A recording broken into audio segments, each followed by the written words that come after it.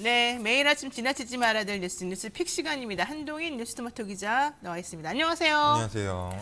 요즘에 대선 시즌이어가지고 저희 동네에는 벽보가 붙어요. 뭐라고 붙느냐면 국민이 키운 윤석열 이렇게 네. 나오잖아요. 그다음에 서초가 키운 조은이 이렇게 나와요. 자, 뉴스토마토가 키운 한동인. 이 똑같은 바늘에 제가 올려드렸습니다. 어떻습니까? 네, 감사합니다. 그게 끝이야? 네, 감사합니다. 이렇게 고심해서 내가 말을 예쁘게 해주는데? 제가 뭐 뉴스토마토의 간판은 아니고요. 네. 그냥 전 시그니처라고 막내입니다, 막내. 아, 또 겸손하기까지. 막내가 겸손하니까 또 생각보다 좀 파급 효과가 있습니다. 자, 좋습니다. 곤란한 질문 그만하고 첫 번째 이슈 한번 살펴보도록 하겠습니다. 아, 대전에서 응원하시는 구희춘님 계시네요. 아, 승무나라님, 대선 후보가 14명이나 되는군요. 몰랐어요. 그러네. 정말 어제 밤에 또 대선 후보들 초청받지 못한 그 4명의 토론 말고 토론하는 사람으로 초청받지 못한 사람들 모여 앉아가지고 또 밤에 방송하던데 그 얘기도 나중에 한번 살짝 물어보죠.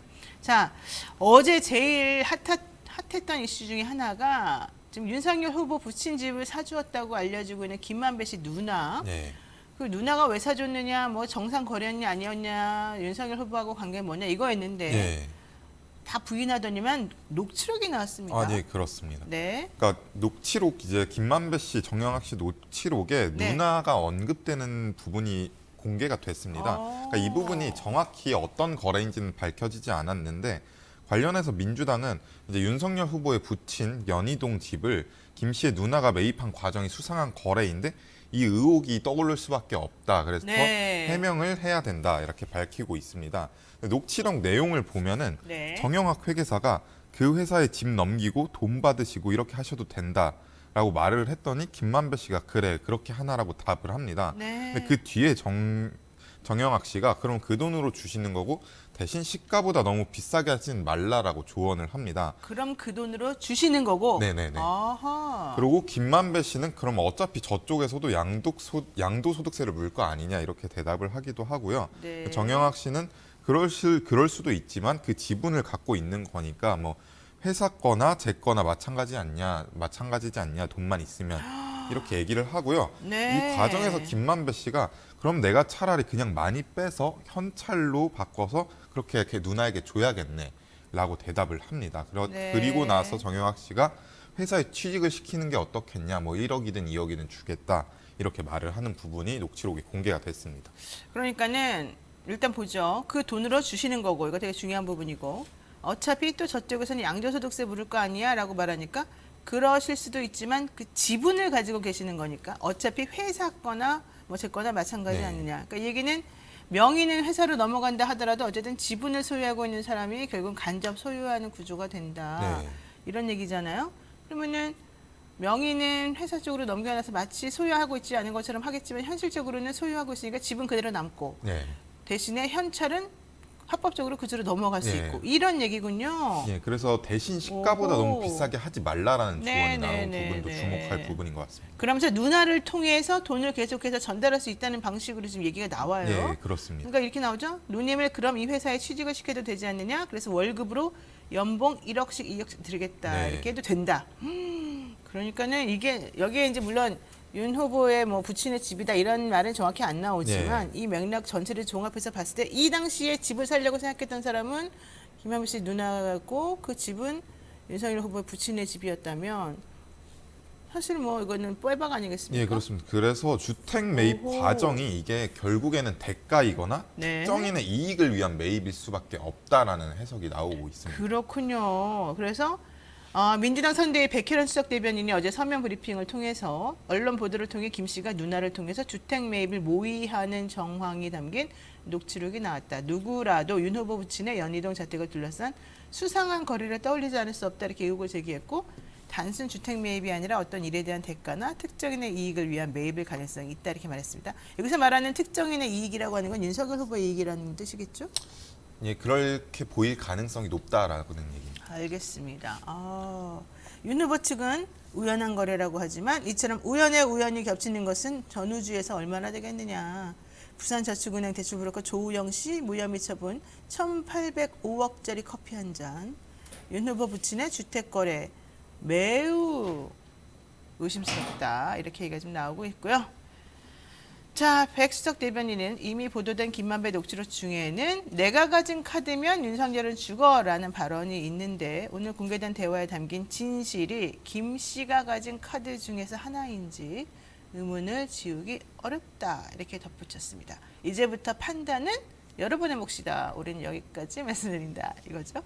자, 두 번째 이슈 보겠습니다. 그런데 사실은 이 녹취록이 70개가 넘는 게 여기저기 지금 다 쫙 깔려 있어요. 네. 그래서 찔끔찔끔 이렇게 하지 말고 좀 전체적으로 공개를 좀 해줬으면 좋겠어요. 네. 풀 대본을. 네. 혹시 뭐 좀 갖고 있는 거 있으면 나한테도 좀 풀어요. 네, 알겠습니다. 구해보도록 여러분, 하겠습니다. 우리 한동인을 키워주십시다. 한동인에게도 좀 넘겨주세요. 자, 두 번째 이슈 보겠습니다. 김건희 씨 주가 조작한 거 없고 뭐 이익 본 거 없대더니 지난번에 토론회 때 윤석열 후보가 자인을 했죠. 네. 본인의 와이프가 주식으로 돈을 벌었다. 근데 SBS가 어제 보도한 거에 따르면 4개 계좌를 까봤더니 네. 9억 원대의 차익이 생겼다 이거예요? 예, 그렇습니다. 2010년과 2011년 초 사이에 네. 수십 차례 주식 거래가 있었고 네. 이 과정에서 9억 원대의 매도 차익을 본 것으로 확인이 됐습니다. 네. 그러니까 2010년 10월 28일부터 미래에셋대우 계좌에서 매입이 시작이 됐는데 47만여 주를 꾸준히 사들였고요. 네. 11월 하순부터 매도로 전환을 했고 이때 9억 원의 차익을 봤습니다. 근데 당시에 10월 초에는 이제 종가가 3,130원이었고 파는 이 1월 13일 종가는 6,960원으로 2배가 훨씬 넘는 수치입니다. 그러네요. 그러니까 그동안에 뭐 4천만 원 손해보고 손 털었다라고 하고 본인이 한 것도 아니라고 하더니만 네. 11월 중순까지 2010년 10월 28일부터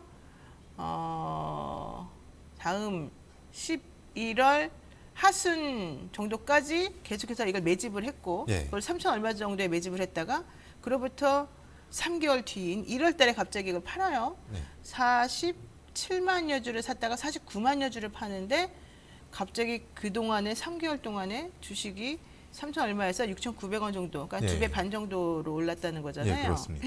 그래서 총 매도 금액이 9억 4,200만 원 차이가 나더라. 2달 넘게 28번에 걸쳐서 사고팔고가 이루어졌더라. 이게 전형적인 주가 조작 상황이 아니냐. 그랬더니 윤석열 후보 측에서는 아니다. 우리는 전화로 그 담당 직원한테 팔아달라고 해서 팔았기 때문에 주가 조작이 아니다. 이렇게 얘기를 하더군요. 예, 이 기간이 결국에는 작전 기간이었고요. 그렇죠. 그리고 뭐 통장을 이제 다시 받았다고는 말은 하지만 개인 거래라고 지금 해명을 하고 있는데 네. 뭐 그동안의 해명과 지금 배치되는 부분이 있어서 확인이 더 필요한 상황입니다. 네, 해당 기간은 검찰이 발표한 도이치모터스 주가 조작 일당의 이른바 작전 기간 가운데 2단계, 즉 인위적 매집을 통한 주가 부양 시기와 일부 겹친다. 이게 이제 어제 나온 보도였는데요. 검사들은 이걸 몰랐을까요? 알면서 왜 이런 짓을 하고 있을까요? 네. 네, SBS 좀 정신 차리나 보죠? SBS 물어보고 싶습니다. 정신 차리고 있나요? 네, 좋습니다. 자, 세 번째, 좀 전에 말씀드린 우크라이나 분쟁지 독립 선포한 뒤에 러시아가 파병을 지시는데 러시아가 지금 우크라이나에 개입해서 이 바이든이나 혹은 유럽연합하고 지금 싸우려고 작정한 거죠? 네, 그렇습니다. 네. 그러니까 지금 침공 초읽기로 지금 읽혀지고 있고요. 러시아가 네. 우크라이나 동부 이제 친러시아 지역의 분리 독립을 선포를 했고 평화 유지를 명분으로 러시아군을 투입하기로 했습니다. 이제 동부 지역 2곳인데 이 해당 지역 지도자들과 일단 우호 협력 원조에 관한 조약을 맺었습니다. 네. 이 부분에 대해서 우크라이나는 지금 러시아가 어떤 성명을 내든 우크라이나의 국경은 그대로일 것이다 이렇게 말을 하고 있고요. 네. 미국은 지금 행정명령, 제재에 난 행정명령을 내렸는데 추가적으로 이제 침공이 시작됐다고 판단을 하고 러시아 은행 2곳을 전면적으로 제재를 가했습니다. 네. 그래서 전면적으로 제재를 가하면은 러시아의 미국 내 기업, 이제 거래가 보유 재산이 동결이 되고요. 미국 기업과의 거래도 금지가 되는 상황입니다. 그러니까 우크라이나에 러시아하고 친한 사람들의 그런 세력이 있다는 거예요. 동부 친러시아 지역. 네. 여기를 우크라이나의 그 러시아하고 친한 사람들을 분리 독립시켜버렸다는 거죠. 그러면 우크라이나는 2개로 쪼개진다는 건데 우크라이나 입장에서는 황당무계할 수가 없죠. 자, 어쨌든 러시아는 이날 이 친러 반군 지역 분리 독립 선포하고 지원 약속하고 군대를 파견하겠다라고 얘기를 했습니다. 우크라이나에서는 아니다. 우리는 그대로 지켜나갈 거다라고 했지만 과연 될지 모르겠어요. 자, 그래서 지금 우리가 우크라이나 현지를 연결해가지고 정말로 지금 현재 그 상황이 어떤지 한번 물어보려고 합니다. 우크라이나 보도가 너무 자극적이다 이런 얘기도 있고 사실은 아니다 이거 되게 일촉즉발이다 이런 얘기도 있어서 한번 전화로 직접 연결해 볼게요. 자, 강정순 씨 나와 계십니까? 예, 안녕하세요. 네, 강정순입니다. 안녕하십니까? 예, 지금 우크라이나 수도 키예프에 거주하고 계시다고 들었는데요. 혹시 언제부터 우크라이나에 계신가요? 예, 키예프에서 이제 2017년부터 이제 햇도로는 벌써 한 6년이 됐네요. 네, 6년, 햇수로 6년째 예. 지금 계시다. 자, 지금 예. 저희가 사실 우크라이나 그동안에 우리하고는 그렇게 썩 관계가 없는 나라인 줄 알았더니만 이번에 지금 러시아하고 미국하고 우크라이나 둘러싸고 지금 심상치가 않아서 궁금합니다. 그런데 우크라이나에서는 오히려 우리 그렇게까지 심각하지 않은데 이거 너무 지나치게 자극적이다 이런 얘기도 있다고 하는데 맞습니까? 어떻습니까? 현재 상황이. 예, 좀, 이제 없지 않아 좀 그런 게 좀 있어요, 보면은. 아무래도 좀 국제뉴스 같은 경우에는, 네. 뭐랄까, 이렇게 직접 취재를 하기보다는 좀, 이를테면 한국도 그렇고 좀 외신들을 좀 인용해서 많이 쓰지 않습니까? 그렇죠. 그러다 보니까, 뭐, 기사 또 조회수 같은 것도 신경을, 쓰는 것도 있을 거고, 뭐, 어떻게 보면 또 자극적인 기사가 더 눈에 띄니까, 뭐, 그런 경향이 있을 수밖에 없다고 생각하고요. 근데 네. 뭐, 평소에는 뭐 어떻게 보면 우크라이나랑 우즈베키스탄 그런 것도 구별 잘 못하는 사람들이 어쨌든 이제 뭐 우크라이나가 어디 있는지는 다 알 것 같긴 하다 뭐 이런 네. 생각을 하기는 했습니다. 그렇군요. 사실 네. 저희 가까운 친척도 우즈베키스탄에 가 있는데 우리 아빠가 예, 야 거기 아니냐 이렇게 물어봐서 제가 아니라 예, 예, 그런 사람 되게 많아요. 네. 그러니까요. 자 어쨌든 이게 지금 심각한 상황이라서 제가 지금 웃으면서 말할 수 있는 상황은 아닌 것 같고요. 예, 어쨌든 예. 러시아 독립평화군이 진입한다. 이 지금 친러 그런 세력들에게 분리 독립을 선언하면서 우리가 좀 도와주겠다라고 얘기를 하고 있는 상황이라서 이렇게 되면은 뭐 나라가 좀 쪼개질 가능성도 있고 이렇게 우리는 보이는데 그건 아닌가 보죠. 먼저 좀 어떻게 다른 이야기를 좀 드리자면은 네네. 혹시 뭐 트란스니스트리아라는 국가를 들어보신 적 있으신가요? 트란스니스트리아 예 처음 들어봅니다. 아마 예. 예 들어보신 분들이 거의 없으실 건데 아마 30년 전쯤에 이제 지금 우크라이나 상황이랑 되게 비슷한 상황이 있었거든요. 몰도바 동쪽에서 네. 이제 그쪽에서 이제 똑같이 뭐 지금 도네츠크 이런 쪽처럼 이제 뭐 친러시아 표방하고 뭐 러시아계가 많고 이러다 보니까 뭐 분리 독립하고 그쪽도 똑같이 내전 겪고 뭐 지금은 자치권 얻어서 자치를 하고 있는데 또 이제 러시아군이 또 아직까지도 이제 러시아군이 거기는 또 있어요 보면은. 근데 이제 아마 그런 이제 트란스니스트리아처럼 이제 되리라 생각하는 사람들도 있고요. 뭐 근데 이제 자기들은 이제 자치권이 있다 이러지만 국제사회에서는 인정을 못 뭐 받는 국가로 거죠. 예 인정을 받지 못하는 그런 국가고. 그리고 이제 이미 뭐 작년부터 사실 그 도네츠크 뭐 루간스크 이런 지역을 합쳐갖고 돈바스라고 부르는데 이제 그런 예 돈바스 지역의 사람들한테 이제 러시아 요건을 이미 발급을 했었어요. 그러면서 아마 뭐 그렇게 될 거다. 뭐 이제 결국 뭐 이렇게 되려고 그렇게 군대 모으고 뭐 이렇게 떠들썩했나 보다 이렇게 생각하는 사람들도 있고요. 네. 근데 이제 또 이제 그쪽 지역에서 죽은 사람들이 어떻게 보면 내전이 있었다 보니까 꽤 많아요. 근데 이제 저도 이제 매년 독립기념일을 이제 우크라이나 독립기념일 되면은 이제 뭐 사진도 찍으러 다니고 뭐 그렇게 하는데 이제 그때 죽었던 사람들 가족들이 되게 막 전사자 사진 들고 막 누가 봐도 진짜 아들인 것 같은 이제 그런 사진을 들고 있는 노모들 진짜 한 7, 80대의 노모들 그렇게 막 들고 다니고 보면 정말 눈물 나거든요. 근데 이제 그러네요. 그런 사람들이라든가 뭐 민족주의 좀 우파 뭐 이런 사람들 같은 경우에는 뭐 용서하기 힘들다 이런 분위기도 있고요. 네. 뭐 또 우크라이나는 좀 중앙 남방 비중이 되게 커요. 이제 그러다 보니까 뭐 좀 전쟁이 날 걸 대비해서라기보다는 네. 뭐 이런 상황 때문에 좀 여러 가지 상황 때문에 어쨌든 뭐 한국도 그렇고 국제적으로 이제 뭐 에너지 가격이 많이 올랐지 않습니까? 네네. 그러다 보니까 뭐 가격이 많이 올라가고 중앙 난방 좀 일찍 끊을 수 있으니까 개인적으로 난방 준비 좀 해라 뭐 이런 공지들도 뉴스 같은 것도 있기도 하고요. 뭐 그런 분위기입니다. 예. 그렇군요. 우크라이나가 사실은 엄청난 곡창지대여가지고 러시아 사람들을 다 먹여 살릴 수 있다 뭐 이런 얘기까지 나오고 그랬는데 그래서 어쨌든 러시아에서는 이쪽을 또 포기할 수도 없는 거고요. 예. 그건 아니에요. 뭐랄까 그러니까 사실은 이제 어떻게 보면 이제 러시아 자체도 이렇게 이렇게 뭐 농업으로 이렇게 어느 정도 자급자족을 하고 있고 사실은 농업 자체가 그렇게 뭐 고부가는 아니지 않습니까? 그렇죠, 이제 아니죠. 물론 예. 예 우크라이나가 정말 뭐 곡창지대긴 한데 그러다 보니까 이제 뭐 좀 그렇게 뭐 얘기를 하기도 하고 하지만은 사실은 그런 측면 때문에 뭐 꼭 침략을 하고 뭐 그건 돈바스 아니다. 그쪽 지역은 특히나 또 어떻게 보면 철강 무슨 뭐 석탄 이런 게 더 많이 나온 지역이지 뭐 이렇게 뭐 곡창과는 되게 아니 그쪽 지역은 진짜 세계적으로 좀 어떻게 보면 유명한 철광석이라든가 이를테면은 뭐 석탄이 많이 나는 지역이거든요 오히려. 네, 그러다 네. 보니까 농업이랑은 조금 관계 없는 지역이긴 합니다 사실은. 그렇군요. 자, 네. 어쨌든 이게 지금 뭐 다 거기 빨리 떠나라라고 얘기하고 자국민 보호위해서 다들 거기에 살고 있는 우리나라 뭐 교민이라든가 외국 교민들이라든가 이런 분들한테는 좀 알아서 좀 피해라 뭐 이런 얘기를 했다고 하는데 그래서 정말로 그쪽을 좀 탈출하는 그런 사람들도 많이 있습니까? 예, 거의 지금 이제 뭐 한 뭐 5, 600명 정도 뭐 이렇게 뭐 선교사분들 뭐 유학생들 뭐 사업하느라 왔다 갔다 하는 사람들 다 뭐 합쳐가지고 한 600명 정도 했었는데 뭐 지금은 이제 뭐 순수하게 남은 사람은 한 60명, 70명 뭐 이렇게밖에 안 남아 있고요. 거의 대부분 이제 그렇게 있고 뭐 저도 어떻게 보면 여기서 이제 현지인이랑 결혼을 하고 애도 있고 이제 애가 이제 100일 이제 갓 100일 지났어요. 그러다 어머나, 보니까 아이고 애기. 예. 아무래도 이제 뭐 아이들 키우고 하시는 분들은 아실 거예요. 뭐 애가 뭐 반대로 얘기해가지고 뭐 애 있으니 빨리 낳아야 된다 이런 사람들도 있는데 애를 데리고 나가는 게 쉽지도 않잖아요, 사실은. 그렇죠. 예, 그리고 이제 뭐 어떻게 보면 제가 한국에서 뭐 어떻게 보면 경제적 기반이 있는 게 아니고 뭐 좀 저뿐만 아니고 우크라이나에 지금 남아 계시고 사업하시는 분들은 아마 좀 그런 게 있으실 거예요. 네. 그러다 보니까 물론 저도 이제 지금은 이제 거의 뭐 이렇게 나가는 쪽으로 생각은 하고 있는데 이제 좀 뭐 그런 것도 있죠. 그리고 또 보면은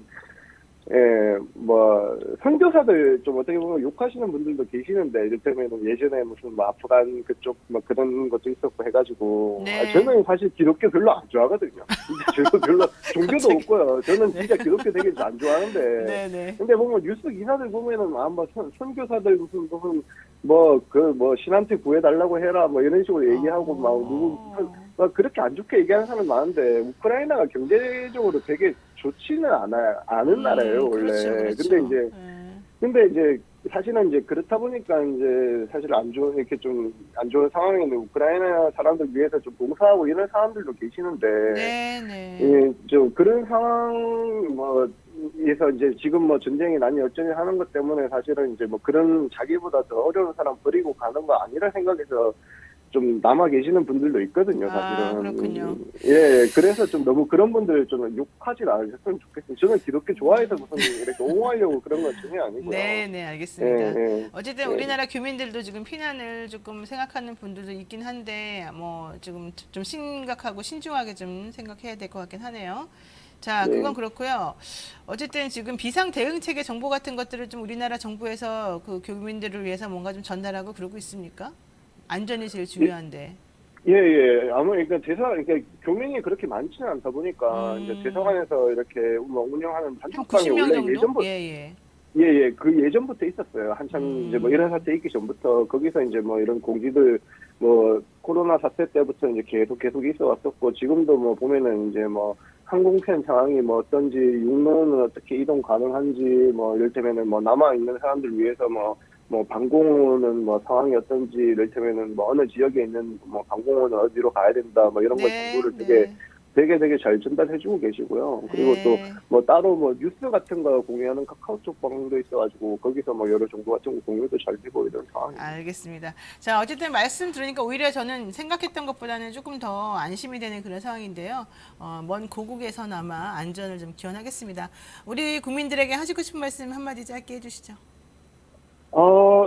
예, 일단은 뭐 안전이 먼저고 뭐 대사관에서 뭐 이렇게 그 전부터 되게 잘 도와주고 계셨어요. 그래서 뭐 한국 정부에서 되게 좀 백신도 좀 좀 나라가 공급해주고. 많이 뭐 달라졌구나 뭐 이런 거 좀 느끼고 사실은 저도 이제 뭐 이런 사태 때문에 인터뷰를 좀 많이 했었습니다. 근데 이제 그러면서도 이제 감사를 되게 표하기도 했었는데 뭐 이 자리를 빌어서 되게 또 다시 한번 감사하다고 좀 전하고 싶습니다. 그렇군요. 그래서 우리 정부가 우리 교민들을 또 좀 잘 챙기고 있다 이런 말씀 들으니까 매우 반갑네요. 자, 어쨌든 모처럼 좀 건강 잘 챙기시고 안전 잘 챙기시길 바라겠습니다. 응원하겠습니다. 예. 고맙습니다. 예, 감사합니다. 네, 지금까지 우크라이나 현지에서 강정순 교민 연결해서 이야기를 나눠봤는데요. 생각보다 목소리가 되게 밝으시고 되게 저는 좀 안심이 되는 그런 상황이었네요. 한도희 기자도 잘 들으셨죠? 네. 네, 오늘 고생 많으셨고요. 네, 여기까지 하겠습니다. 네, 고맙습니다. 네, 지금 여러분께서는요, 노영의 뉴스인사이드 함께하고 계십니다. 잠시 기다리시면 최진문 교수 모시고 대담한 대담 이어가겠습니다.